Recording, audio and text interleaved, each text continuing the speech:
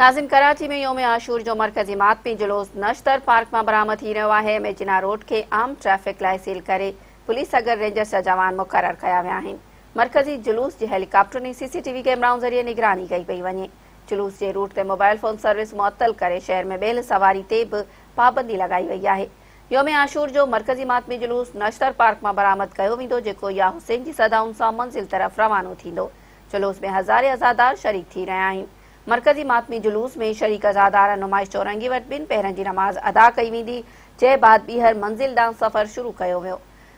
मरकज़ी मातमी जुलूस मेजिना रोड खां थींदो, मरकज़ी इमाम बारगाह हुसैनिया ईरानिया वटि नहर थींदो। मातमी जुलूस लाइ मेजिना रोड के कंटेनर रखी आम ट्रैफिक लाइ सील कयो वियो। जुलूस जे रूट ते पुलिस अगर रेंजर्स जा एहलकार बि मुक़रर कया विया आहिनि। मेजिना रोड ते बुलंद इमारतुनि मथां माहिर निशानेबाज़ एहलकारनि खे मुक़रर करे जुलूस जी सीसीटीवी कैमराउनि ऐं हेलीकॉप्टरनि ज़रिए निगरानी पिणु कई पई वञे। जुलूस जे रूट ऐं भरपासे वारनि इलाइक़नि में मोबाइल फोन सर्विस मुअत्तल करे शहर में मोटरसाइकिल जी ॿेल सवारी ते पिणु पाबंदी लगाई वई आहे।